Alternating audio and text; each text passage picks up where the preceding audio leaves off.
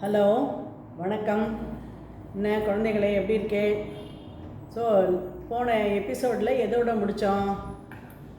ராமருக்கு பட்டாபிஷேகம்னு ஏற்பாடெல்லாம் பண்ணிடுறார். ஆனால் கைகை தசரதர்கிட்ட 2 வரம் கேட்டு பரதன் தான் ராஜாவாகணும், ராமர் காட்டுக்கு போகணும் அப்படின்னு தசரதர்கிட்ட வரம் வாங்கிடுறார். அதை சொல்கிறதுக்காக ராமரை வர சொல்லுங்கோ அப்படின்னு சொல்கிறார். ஸோ ராமரை கூப்பிடுறதுக்கு சுமந்திரரே போகிறார். போன அப்புறம் அவர் சுமந்திரர் போனோடனே ராமருக்கு ஒரு சந்தேகம் வருது. என்ன ஆச்சு, என்னமோ ஏதோ சம்திங் ஏதோ ராங். ஏன்னா இப்போ எல்லா ஏற்பாடெல்லாம் பண்ணிகிட்ருக்கோம், நாளைக்கு அடுத்தால பட்டாபிஷேகம்னு ஏற்பாடாகிடுது, இந்த சமயத்தில் எதுக்கு அப்பா கூப்பிட்டு அனுப்புகிறா அப்படின்னு அவருக்கு தோன்றுறது. அதனால் ஆனாலும் இந்த சுமந்திரரோட அவர் வரார். இந்த கைகேயோட அரண்மனைக்கு வந்தால் அங்கே ராஜா அப்படியே மயங்கி கிடக்கார், அழுதுன்னு இருக்கார். அவர் அப்படியே ஒரே நாளில் ஒரு 10 வயசு கூட்டிகிட்ட மாதிரி இருக்குது அவருக்கு. ஏன்னா அவ்வளோ மனசு கஷ்டம் அவருக்கு. ரொம்ப வருத்தமாக சோகமாக அவர் அப்படியே படுத்துட்டுருக்கார். கைகை அவர் பக்கத்தில் உட்காந்துருக்கா. இவர் ராமருக்கு என்ன, ஏன் இந்த மாதிரி, ஏன் அப்பாவுக்கு என்ன ஆச்சு, என்னன்னு தெரியலையேன்ட்டு, அப்பா என்ன ஆச்சு உங்களுக்கு, என்ன உடம்புக்கு முடியலையா, என்ன செய்கிறது, என்ன பண்ணணும் எல்லாம் கேட்குறார். தசரதரால் பேசவே முடியல. அப்போது கைகை மட்டும் என்ன பண்ணுறா, உங்கள் அப்பா என்கிட்ட 2 வரம் எனக்கு கொடுத்துருக்காரு. அப்போ நான் சம்பரனோட அவர் யுத்தம் பண்ணின போது அவர் உயிரையே நான் காப்பாற்றினேன், அதனால் எனக்கு 2 வரம் தரேன்னு அப்போ சொல்லியிருந்தார். அந்த வரத்தை நான் இப்போ தான் கேட்டேன். அதை சொல்கிறதுக்கு அவருக்கு தயக்கமாக இருக்கு. அதனால தான் அதை நான் சொல்கிறேன். ஆனால் நீ என்ன பண்ணணும், உங்கள் அப்பா சொன்ன அந்த என்கிட்ட சொல்ல சொல்லியிருக்கார். உங்கள் அப்பா என்ன சொன்னாரோ அதை நீ செயல்படுத்தணும், அதை செய்வேன்னு நீ எனக்கு ப்ராமிஸ் பண்ண அப்படின்னு சொல்கிறான் கைகை. உடனே ராமர் என்ன சொல்கிறார், கண்டிப்பாக நான் செய்கிறேன், எங்கள் அப்பா என்ன சொன்னாலும் நான் செய்கிறேன், அதை விட எனக்கு என்ன வேறு வேலை வேணும், நீங்கள் சொல்லுங்கள், அப்பா சொல்கிறத நான் கண்டிப்பாக நான் கேட்பேன், அப்பா நெருப்பில் குதின்னு சொன்னால் கூட நான் குதிப்பேன், நான் கண்டிப்பாக அப்பா சொல்கிறத கேட்பேன் அப்படின்னு சொன்ன உடனேயும் கைகைக்கு உடனே ரொம்ப தைரியம் வந்துடுறது மனசில். ஓகே, ராமன் ஒத்துண்டான் அப்படின்ட்டு உடனே அவன் என்ன சொல்கிறா, உங்கள் அப்பா உனக்கு தான் பட்டம் கட்டி உன்னை தான் ராஜாவாக்கணும்னு முடிவு பண்ணியிருந்தார். ஆனால் இன்றைக்கி எனக்கு ஒரு வரம் கொடுத்துருக்காரு, அதன்படி நீ ராஜாவாக ஆக முடியாது, பரதனை தான் ராஜாவாக ஆகும், பரதனை தான் ராஜாவாக்க போகிறார். நீ என்ன பண்ணணும், மர உரி கட்டின்னு முனிவர்கள் மாதிரி 14 வருஷம் காட்டுக்கு போய் தவ வாழ்க்கையை நீ மேற்கொள்ளணும் அப்படின்னு சொல்கிறார். அதுக்கு சொன்னதுக்கப்புறம் உடனே சரி அப்படின்னு ராமர் ஓ இதில் என்ன பெரிய விஷயம் இருக்கா, எங்கள் அப்பா சொல்லியாச்சுன்னா அதை நான் கண்டிப்பாக நான் செய்கிறேன் அப்படின்னு ஒத்துன்றேன். ஒத்துன்னு அப்போ தசரதருக்கு ரொம்ப வருத்தமாக இருக்குது மனசு, இப்படி ஒரு ராட்சசியாக இருக்காளே இவ அப்படின்ட்டு. சரி, இந்த நியூஸை நம்ம பாக்கி பேர்ட்டெல்லாம், இந்த நியூஸ் வெளியில் யாருக்கும் தெரியல, இது எல்லாத்தையும் சொல்லணும், நம்ம அம்மாட்ட முதல்ல சொல்லணும் அப்படின்னு வெளியில் அரண்மனையை விட்டு வெளியில் வரும்பொழுது மக்கள்லாம் சந்தோஷமாக போயின்னு இருக்கா. அவருக்காக என்னெல்லாமோ கொண்டு வர அதெல்லாம் விளக்கிடுறார். இந்த சந்தோஷத்தெல்லாம் தாண்டி அவர் அதில் கலந்துக்காமல் அவர் நேராக அவன் அம்மாவை பார்க்குறதுக்கு போகிறார், கௌசல்யா அங்கே ரொம்ப சந்தோஷமாக பூஜை பண்ணிட்டுருக்கா. ஆஹா, ஹோமம்லாம் பண்ணிட்டுருக்கா. நாளைக்கு ராமன் ராஜாவாக போகிறான் அப்படின்னு ரொம்ப சந்தோஷமாக இருக்கா. அப்போ ராமனை பார்த்து வா வா ராமா வா உட்கார், இந்த இதில் ஒரு ஆசனத்தில் உட்கார் அப்படின்னு சொல்கிறான், இந்த சேரில் உட்கார் அப்படின்னு. அப்போ உடனே ராமர் என்ன சொல்கிறார், இல்லைம்மா, நான் இனிமேல் இந்த மாதிரி வசதியான ஆசனங்கள்லாம் நான் உட்காரக்கூடாது, ஏன்னா நான் மர உரி கட்டிட்டு காட்டில் போய் நானுமே ஒரு 14 வருஷம் நான் காட்டில் போய் நான் தவ வாழ்க்கை தான் நான் வாழணும், எனக்கு பதிலாக பரதன் இங்கே ராஜாவாக இருந்து அவன் ரூல் பண்ணுவான் அப்படின்னு சொன்னார். அதை கேட்டவுடனே கௌசல்யாவுக்கு அப்படியே ஷாக் ஆகிடுது. என்னாச்சு, நீ தானே ராஜாவாக போகிற, நாளைக்கு உனக்கு தானே பட்டாபிஷேகம்னு உங்கள் அப்பா அனௌன்ஸ் பண்ணார் அப்படின்னு சொல்கிறா. எங்கள் அப்பா பண்ணினார், ஆனால் அப்பா சித்தி அம்மாட்ட, சின்ன அம்மா கைகைகிட்ட அப்போ முன்னால் ஏதோ ஒரு காலத்தில் வரம் கொடுத்துருக்கார், ஒரு சம்பரனோட யுத்தம் பண்ண போது அவர் வரம் கொடுத்துருக்கார். அதை அப்பா என்னோட சித்தி அதை கேட்கலை, இப்போ கேட்குறா. அதனால் இப்போ கேட்டு பரதன் தான் ராஜாவாகணும், நான் 14 வருஷம் காட்டுக்கு போகணும் அப்படின்னு எங்கள் அப்பாட்ட வரம் வாங்கியிருக்கா. அப்பா என்ன அதை சொன்னார், அதனால் நான் அதை அப்பா சொல்கிறத நான் கடைப்பிடிச்சி தானே ஆகணும், பித்ருவாக்கிய பரிபாலனை முக்கியம் இல்லையா, அதனால் நான் அப்பா சொல்கிறத நான் கேட்கணும், அதனால் நான் காட்டுக்கு நாளைக்கு காத்தால் கிளம்புறேன். அந்த தவ வாழ்க்கை அதில் தவ வாழ்க்கை வாழும்போது ரொம்ப ஜாலியாக சந்தோஷமாலாம் இருக்கக்கூடாது, எதையும் ப்ளஷரெல்லாம் என்ஜாய் பண்ணக்கூடாது அப்படின்னு சொன்னோன்னே கௌசல்யாக்கு அப்படியே ரொம்ப துக்கமாயிடுது.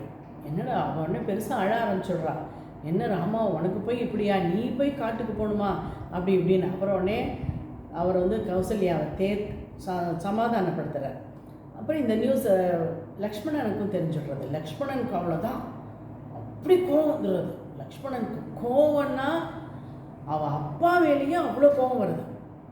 அப்பா வந்து என்ன அப்பா வயசான காலத்தில் அந்த அந்த பொண்ணுக்கு ஒரு பொண்டாட்டியோட இந்த ஒரு யங் ஒய்ஃபோட பேச்சை கேட்டுட்டு ஒன்றை போய் காட்டுக்கு அனுப்புகிறாரா, நான் ஒத்துக்கவே முடியாது அப்படின்ட்டு அவன் லக்ஷ்மணன் என்ன சொல்கிறான், வா நம்ம 2 பேரும் அப்பாவை பதவியிலேருந்து இறக்கிடலாம், அப்பாவுக்கெல்லாம் ரைட்டு கிடையாது, நீ ராஜாவாக எடுத்துக்கோ, நீ இந்த அயோத்தியை நீ பிடிச்சிக்கோப்பா, அப்போ அந்த சிம்மாசனத்தை நீ எடுத்துக்கோ அப்படின்னு சொல்கிறான். உடனே ராமர் என்ன சொல்கிறார், அதெல்லாம் பண்ணக்கூடாது, ஏன்னா அப்பா நம்மளை சொல்லிட்டா, அப்பா நீ காட்டுக்கு போன்னு சொல்லிட்டா, அதனால் நான் காட்டுக்கு தான் நான் போவேன் அப்படின்னு லக்ஷ்மணனையும் சமாதானப்படுத்தினா லக்ஷ்மணன் என்ன பண்ணுறான், நீ ஒன்றை மட்டும் எப்படி நான் தனியாக காட்டுக்கு அனுப்புவேன், அதெல்லாம் நான் அனுப்ப மாட்டேன், நானும் உன் கூட வருவேன் அப்படின்னு சொல்லிடுறான். அவனும் உடனே நானும் மரபுரி தரிச்சுட்டு நானும் காட்டுக்கு வருவேன் அப்படின்னா கௌசல்யா அவன் லக்ஷ்மணனோட அம்மா சுமித்ரா என்ன பண்ணுறா, அவளும் வந்து ஓகே, அவளுக்கு வந்து ரொம்ப சந்தோஷமாக தான் இருக்குது. ஏன்னா தன்னோட பையன் வந்து இப்படி ராமனுக்கு தொண்டு பண்ணுறதுக்காக அவனும் கூட போகிறானேன்னு அவன் சந்தோஷப்படுறான். லக்ஷ்மணனுக்கு என்ன சொல்கிறா, நீ ராமனோட நீ பத்திரமா நீ ராமனை பார்த்துக்கோ, நீயும் போன்னு அவன் ஒன்றும் அப்ஜெக்ட் பண்ணவே இல்லை. அப்போ ராமர் வந்து தன்னோட அரண்மனைக்கு திரும்பி வந்தால் அங்கே சீத்தை வந்து என்ன பண்ணுறா, சீத்தைக்கு என்ன நினச்சிட்டு இருக்கா, ராமர் வந்து நாளைக்கு பட்டாபிஷேகத்துக்கு போட்டுக்க வேண்டிய ட்ரெஸ் எல்லாம் கொண்டு வர போகிறார், அந்த வெண்கொட்டர் கொடையை கொண்டு வர போகிறாருன்னு பார்த்தா அவர் வெறும் கையோடு வரார். என்னது இது அப்படின்னு கேட்டால் அப்போ ராமர் சொல்கிறார், இந்த மாதிரி எங்கள் அப்பா வந்து ஒரு சின்ன வயசில் எங்கள் சித்திக்கு வந்து ஒரு 2 வரம் தரேன்னு சொன்னாராம், அதை இப்போ தான் கேட்டா, அதனால் அந்த வரத்தை இப்போ கொடுத்துருக்காரு. அந்த வரம் படி நான் வந்து காட்டுக்கு போனோம் 14 வருஷம், பரதன் தான் ராஜாவாவான், ஸோ நான் இன்றைக்கி ராத்திரியே நான் காட்டுக்கு கிளம்பணும் அப்படின்னு சொல்கிறேன். அப்போ உடனே சீத்தை என்ன பண்ணுறா, நீங்கள் காட்டுக்கு போனால் நானும் உங்களோட வருவேன், நான் எப்படி உங்களை விட்டுட்டு தனியாக இருப்பேன், நான் இருக்க மாட்டேன், நானும் வரேன் அப்படின்னு சொல்கிறார். அப்போ உடனே ராமர் வந்து சொல்லி பார்க்குறார் சீத்தைகிட்ட, உன்னாலெல்லாம் முடியாதுமா, நீ வந்து அரண்மனையிலேயே வளர்ந்த பொண்ணும், காட்டில் வந்து பெரிய பெரிய மிருகங்கள், கொடிய மிருகங்கள்லாம் இருக்கும், அந்த பாதை வந்து ஒரே முள் இருக்கும், கல் இருக்கும், கால்லெல்லாம் குத்தும், அதை வந்து உனக்கு வந்து அதெல்லாம் பழக்கமே இல்லை, இந்த மாதிரி ஒரு நல்ல வசதியான ஒரு பெட்லலாம் நீ படுத்துக்க முடியாது, தரையில் படுத்துக்கணும் அப்படி இப்படின்னு சொல்கிறார். காய் கனி அதெல்லாம் தான் சாப்பிடணும், பழங்கள் தான் சாப்பிடணும், கனினா பழங்கள் எல்லாம் தான் நீ சாப்பிடணும், நல்ல உனக்கு வேலைக்கு இங்கே வந்து எல்லோரும் சமைச்சு நமக்கு கொடுக்குறா, நம்ம சாப்பிட்டுருப்போம், அந்த மாதிரிலாம் யாரும் எதுவும் பண்ண மாட்டா, நம்மளாவே நமக்கு தேடி நமக்கு வேணுங்கிற ஆகாரத்தை நம்மளே தேடி சமைச்சு நம்மளே தான் சாப்பிட்ணும், அதெல்லாம் ரொம்ப கொஞ்சம் கஷ்டமாக இருக்கும், நீ வேண்டாம், நீ அரண்மனையில் இரு, எங்கள் அம்மாவுக்கு நீ ஹெல்ப் பண்ணிட்டுருன்னு சொல்கிறார். அவன் என்ன பண்ணுறா, அதெல்லாம் முடியாது, நீங்கள் இல்லாமல் நான் எப்படி இங்கே இருப்பேன், ஹஸ்பண்ட் அண்ட் ஒய்ஃப் கல்யாணம் ஆகிடுச்சுன்னா 2 பேரும் பாதி பாதி, ஹஸ்பண்டுக்கு என்ன சுகம் இருக்கோ அதெல்லாம் ஒய்ஃபுக்கும், ஹஸ்பண்டுக்கு என்ன கஷ்டம் இருக்கோ அதெல்லாம் ஒய்ஃபுக்கும், அதனால் உங்களுக்கு இருந்த கஷ்டம்னா நானும் அதை ஷேர் பண்ணிப்பேன், நானும் வரத்தான் வருவேன், என்னை கல்யாணம் பண்ணி கொடுக்கும்போது எங்கள் அம்மா அப்பா என்ன சொல்லி கொடுத்தா, நீ எப்போதும் ராமன் கூட தான் இருக்கணும், ஹஸ்பண்டை விட்டு நீ தனியாக வரக்கூடாது அப்படின்னு தான் எனக்கு சொல்லி கொடுத்தா, அதனால் நான் அதை மீற மாட்டேன், நான் உங்களோட தான் வருவேன் அப்படின்னு சீத்தையும் ராமரோட கிளம்பிடுறான். அப்போ சீத்தை, ராமர், லக்ஷ்மணன் அந்த 3 பேரும் மர ஊறி தரிச்சுட்டு அவள் அப்பாட்ட சொல்லிட்டு போகிறதுக்காக வரா. அப்போ சொல்லிட்டு போகிறதுக்காக வந்தால் தசரதருக்கு ரொம்ப வருத்தமாக இருக்குது. அவர் வந்து அப்படியே ராமன் வந்து ராமா அப்படின்னு ஏந்து அப்படி கட்டிக்கணும்னு வர முறியில் அப்படியே மயக்கம் போட்டு விழுந்த உடனேயும் அப்புறம் அவள் மயக்கத்தை தெளிய வச்சு ராமரும் லக்ஷ்மணரும் அவரை படுக்கையில் போட்டு, நீங்கள் கவலைப்படாதீங்கப்பா, நாங்கள் பத்திரமா இருப்போம், நாங்கள் 14 வருஷங்கிறது இப்படிங்கிறதுக்குள்ளே ஓடி போயிடும், நாங்கள் போயிட்டு உடனே வந்துடுவோம், நீங்கள் பத்திரமா உங்கள் உடம்பை பார்த்துக்கோங்க அப்படி இப்படின்லாம் தேத்துறா. அவரை எல்லாம் கிளம்பிடுறா. சுமந்திரர் அவளை தேரில் ஏற்றிட்டு அந்த நாட்டோட எல்லை தாண்டி காடு வரைக்கும் அவர் கொண்டு போய் விடணும்னு அவர் தேரில் ஏற்றிட்டு போகிறார். அதுக்குள்ளே இந்த நியூஸ் எல்லா இடத்துக்கும் பரவிடுறது, ஜனங்களுக்கெல்லாம் தெரிஞ்சுடுறது. ஜனங்கள்லாம் அழுதுண்டே ஓடி வரா. சரி, இப்போ நீ நினச்சி பாரு, இப்போ நம்மளாம் வந்து நம்ம அப்பா காலத்தால் நம்மள்கிட்ட சொல்லிட்டு போயிருக்கா ஆஃபீஸ் போகும்போது, சாயந்தரம் ரெடியாக இரு, நான் உன்னை வந்து ஒரு ஷாப்பிங் மால் கூட்டின்னு போகிறேன், அங்கே போய் ஜாலியாக என்னெல்லாம் ரைடு போகணுமோ அங்கெல்லாம் போகலாம், உனக்கு ஐஸ்கிரீம் வாங்கி தரேன், எல்லாம் வாங்கி தரேன், ஹோட்டலுக்கு போகலாம் அப்படின்னு சொல்லிட்டு போகிறா. ஆனால் சாயந்தரம் வரும்போது ஏதோ கோவம், நீ ரெடியாக காத்துன்னு இருக்க. அப்போ போப்பா, அதெல்லாம் ஒன்றும் கிடையாது, மாலுமாச்சு ஒன்றுமாச்சு, படிக்கிற வழியப்பா அப்படி இப்படின்னு திட்டினா உனக்கு எப்படி இருக்கும்? நம்மளால் அதை ஏற்றுக்க முடியுமா? ஆனால் ராமர் எப்படி இருந்தார்? கார்த்தால தசரதர் வந்து நாளைக்கு நீ தான் ராஜா அப்படின்னு சொல்கிறார். சாயந்தரம் நீ ராஜா கிடையாது, பரதன் தான் ராஜா, நீ காட்டுக்கு போகணுங்கிறார்.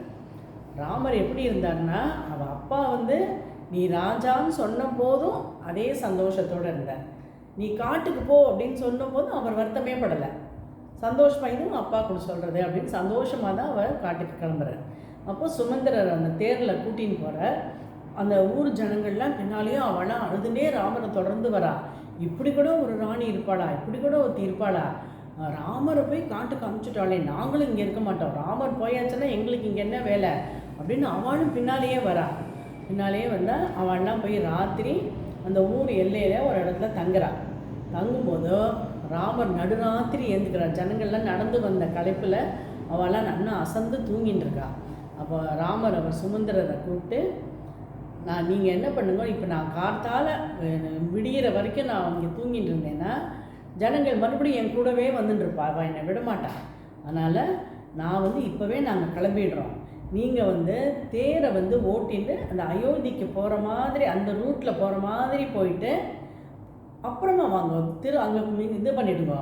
ஜனங்களை காத்தால மூச்சு பார்ப்பா, தேர் தடத்தை பார்த்தா ஓ அயோத்திக்கு போயிருக்கு அப்படின்னு அவன் நினச்சிட்டு ஜனங்கள்லாம் போயிடுவா, நாங்கள் இப்படி கிளம்புறோம் அப்படின்னு சொல்லிவிட்டு அவர் வந்து அவர் அந்த மாதிரி ஐடியா சொல்கிறார். அதே மாதிரி சுமந்திரரும் அவர் அந்த பக்கமாக அந்த மாதிரி ஊர் அயோத்தி பக்கமாக போகிற மாதிரி போய் வேறு அந்த அவளை குழப்பி விட்டுட்டு வேறு ரூட்டில் வந்து இவாளை வந்து ஏற்றின்னு கொண்டு போய் அந்த ஆத்தங்கரையை தாண்டி வெளியில் அந்த பக்கம் விட்டுட்டு சுமந்திரர் திரும்பி அவருக்கும் வருத்தமாக இருக்குது. அப்போது தசரதர் ராமர்கிட்ட கேட்குறாரு, நான் இப்போ என்ன பண்ணுறதுன்னு. ராமர் என்ன சொல்கிறார், நீங்கள் வந்து ஊரில் போய் அப்பாவை நல்லா பத்திரமா பார்த்துக்கோங்க, நீங்கள் நல்ல மினிஸ்டர், அப்பாவுக்கு துணையாக இருக்கணும், பரதனுக்கும் நீங்கள் துணையாக இருக்கணும் அப்படின்னு சொல்லி அவர் அனுப்பிச்சுடுறார். அவர் அனுப்பிச்ச உடனே அவரை பார்க்குறதுக்கு குஹன் வரான். இந்த குஹன்கிறது யார் அப்படிங்கிறதெல்லாம் அடுத்த எபிசோடில் நம்ம பார்க்கலாம். ஜெய் ஸ்ரீராம்.